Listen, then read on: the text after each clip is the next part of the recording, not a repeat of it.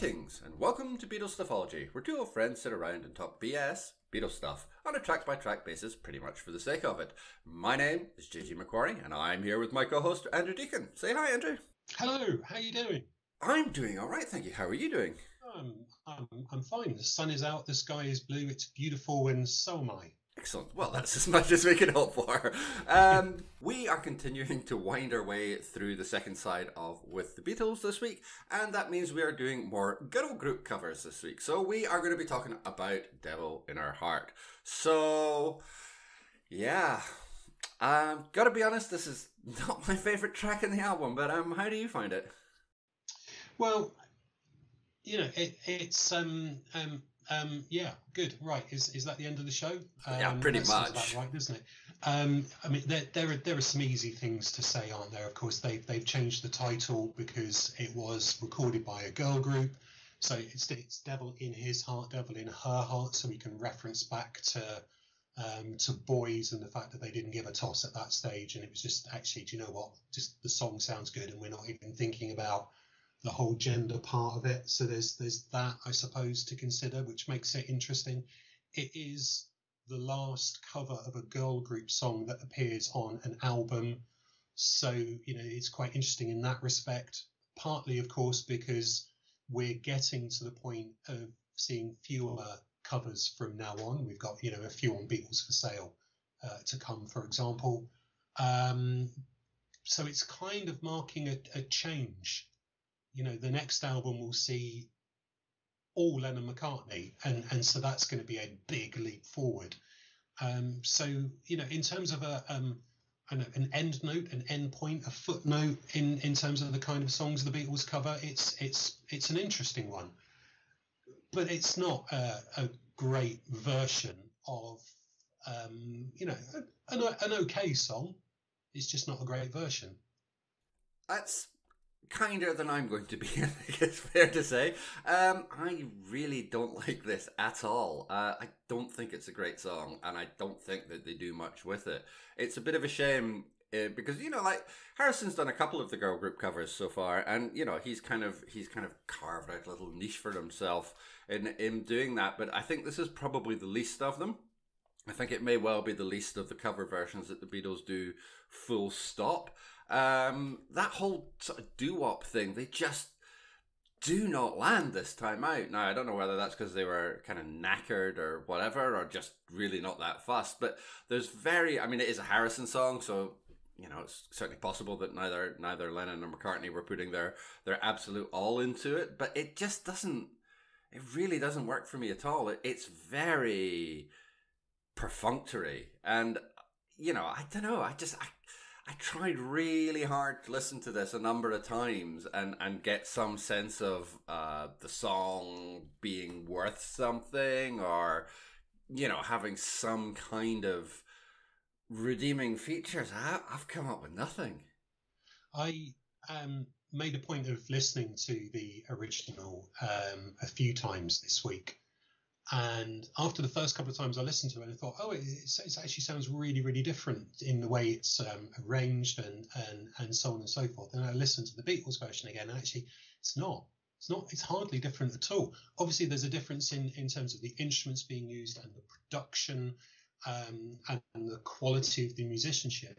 But there's something that's quite jaunty and perky and almost clearer and more defined, especially about the guitar part on the original, that I quite like. It feels like it's got a bit of character and warmth to it, whereas this does feel like it's a bit of filler. Which is exactly what it is. But I don't disagree. I think the original is I don't think it's a lost classic which has been rescued from obscurity, but I think it's a perfectly fine little recording, and I think it's sort of fairly clear why the band might have been sort of drawn to doing it. But yeah, you're right. There's a jauntiness to it. It's got a little bit of life to it in a way that the Beatles version just doesn't. It's sort of incredibly flat. If you listen to the version on live at the BBC as well, it's kind of equally as perfunctory as the album version. It's just kind of there. It certainly occupies 2.5 minutes or whatever its runtime is, and that's it. It doesn't seem to benefit from a live setting either. It just doesn't seem to be a song that anybody's heart is really in, ironically. So it's not. I don't know. It's just not one that manages to convince. But no, I do agree. I think the original's got a little bit of something to it, and there's a few other cover versions kicking around as well, which are just better. And this, you compare the amount of kind of hard work that went into something like really making You Really Got Hold on Me work, or even Roll Over Beethoven, which is pretty slight on this album anyway, but there's proper effort being made there, and I think you can hear that in the recording, whereas I just don't really feel that there's much effort here at all. But we go back to inevitably to previous comments about the fact that an album as a package is still such a new thing, so there isn't that incentive to really spend the time developing it when, I suppose at this stage as well, they would have known that people were going to buy it, because the Beatles were, becoming so big that actually the quality control is something that comes a little bit later once they realize the value of this as a product. I mean, it's not really a product. It's something that fills a hole between singles, it seems, in some respects. Yeah, I mean, I think that's fair. But I think, as a piece of work, because the original is it's kind of, I was gonna say it's light in its feet. I'm not sure if that's exactly the right way of saying it. But it has a touch to it which is gentle enough not to overwhelm it. It's a very simple song. I think there's 5 chords in it. The lyrics are, again, sort of very straightforward. Angel, devil, sort of kind of traditional sort of, binary oppositions that we've talked about before in these kind of songs. And that's all fine. There's nothing wrong with that. But it does require a lightness of touch, and I think that's kind of what's missing here. They just stand up, play it, and go away again. And there's no, it needs. I wonder actually if it would benefit from a McCartney vocal rather than a Harrison one, because he can do that lighter, slightly more whimsical kind of approach, whereas George is singing it pretty much straight down the mic, as it were, and that's kind of flattening out all of the what you said, the character of the song. So I do wonder if somebody else had taken lead on it, it might have been a little bit more effective. Yeah, I mean, its companion piece on the album is very much Till There Was You. It has that sort of rhythm to it. I quite like the fact that it's unfortunately, sadly for them, an obscure group that they've sort of plucked seemingly from nowhere, and I remember reading something, I think that George said that that a reminder that they just used to root through the the record boxes, that Brian Epstein would buy copies of every single single that was released, regardless of the quality, buy a couple of copies, and if it sold, he'd buy more.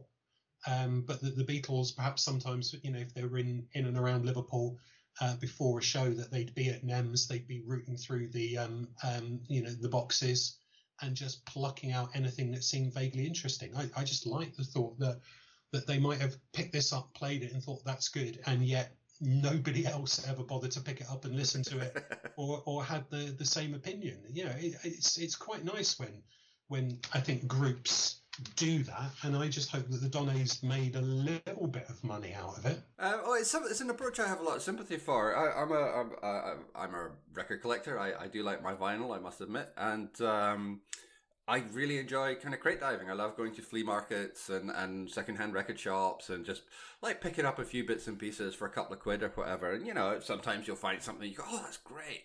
More often than not, you'll find something which really deserves its 99p place in the bargain bin. But it's great fun. It was a really enjoyable thing to be able to do, and I find the symmetry of the Beatles doing what is basically the 1963 equivalent thereof incredibly charming.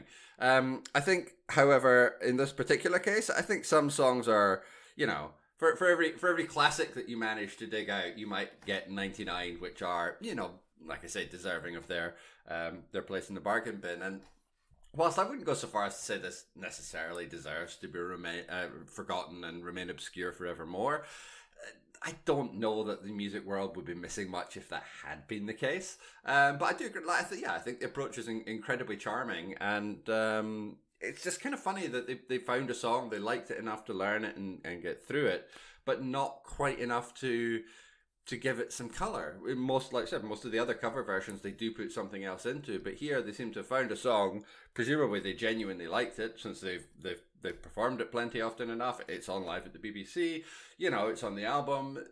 It must have meant something to them, and yet somehow that kind of extra effort that normally goes into these things just isn't present this time out. Yeah, I'm glad that the Beatles weren't around long enough for them to have fallen into the trap of the late career cover album or the contractual obligation.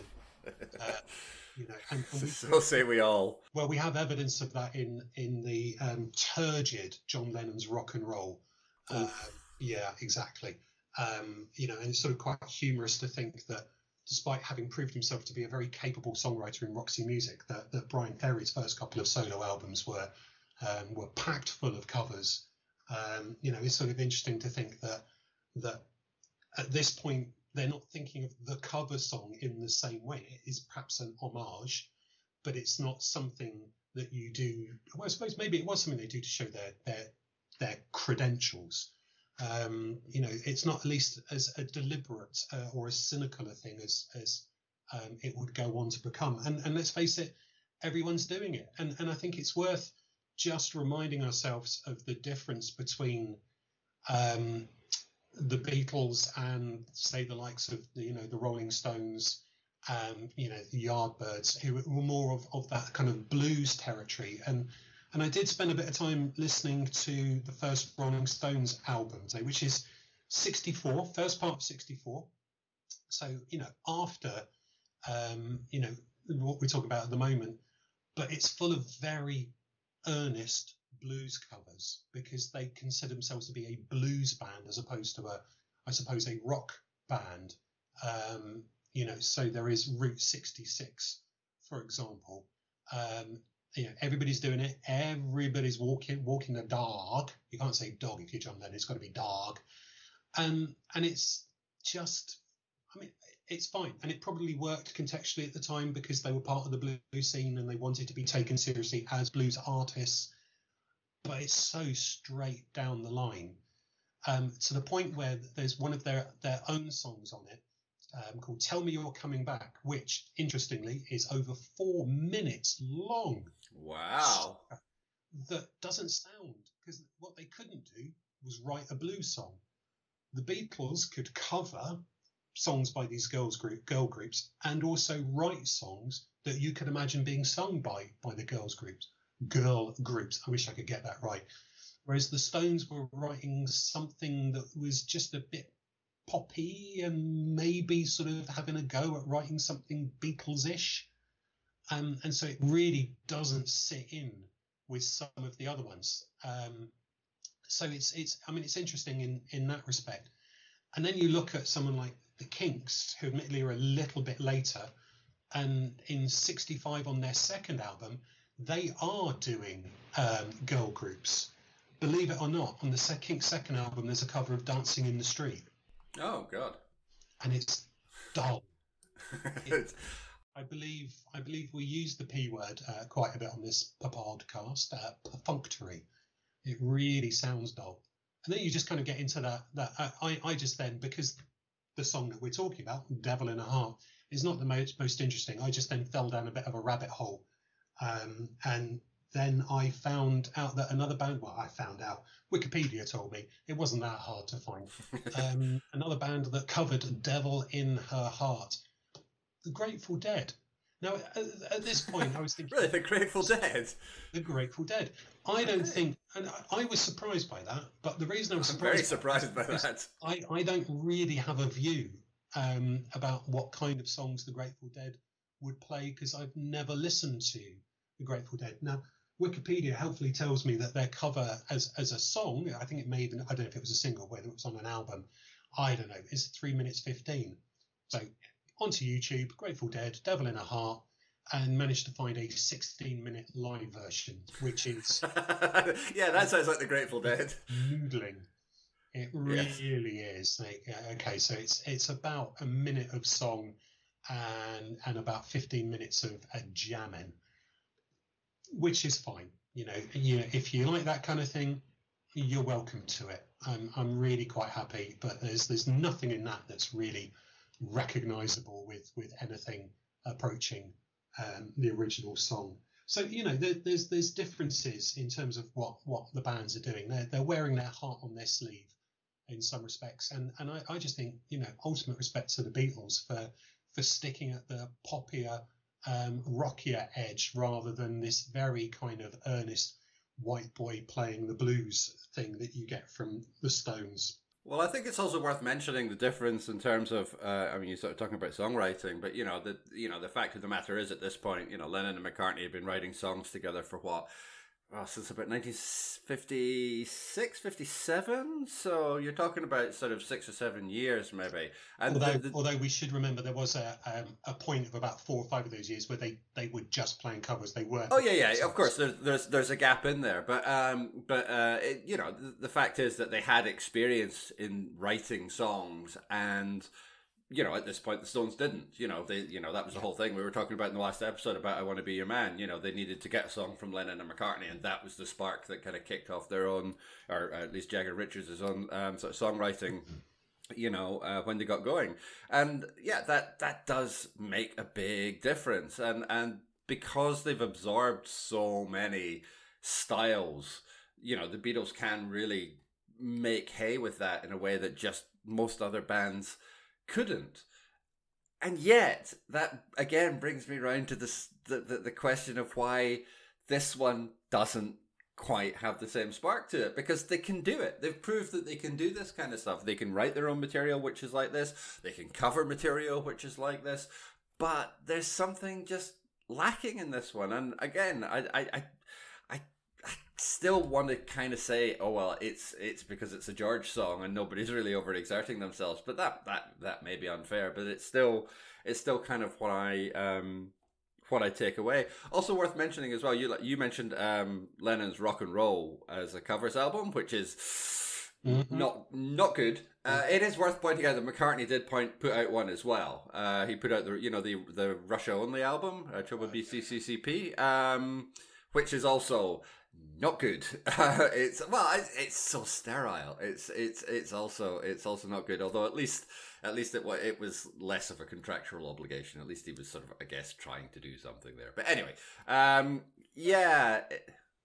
I was just thinking though that in my mind, this, although it's not a great Beatles track, it still is better than an awful lot of the songs that were being produced at the time by a lot of other people, and that's the reason why when we get around to it, not that this is a hint, when we get around to it, I think I'll probably be a little bit more generous than you on the old magic scoring out of 10 front. Yeah, I think we are definitely going to be divergent on this one. Well, no, I definitely didn't pick up your subtle and almost subliminal hint there. So in completely unrelated news, do you think we should draw this to a close and maybe give this one some kind of score? I think it's possible. Otherwise, we are in danger of turning it into a Grateful Dead style jam. let's not do that. No, I'm right. just going to cut straight in and say that I find it as interesting as their covers of Please Mr. Postman and Roll Over Beethoven, and so I'll just chuck in a 6 out of 10 and be done with it and walk away. 6 out of 10. Boom. Lovely. I'm going to give it 3 out of 10. I think this might be the worst song we've covered by the Beatles so far. Okay. So exactly half of your score, I'm afraid. Yeah, I don't know. And I'm not going to argue my case any more than I already have. So let's just pull the rug on this one and quietly move on with our lives. You can contact us by email. We are BeatlesStuffology@gmail.com. We are on Twitter @Beatles_ology, and you can find my blog at www.jgmacquarie.scot. And you can also find my other podcast, Talking Trek to You, on Spotify and all the usual podcasty places where myself and my co-host are going through the original Star Trek episode by episode. for this podcast, please like, rate, and review us on whatever podcatcher you're using so that more people can find the show. Next week, we continue on through the album. Second last track. We're almost there. Not a second time. And as always, we hope you're going to join us for it. But until then, keep listening.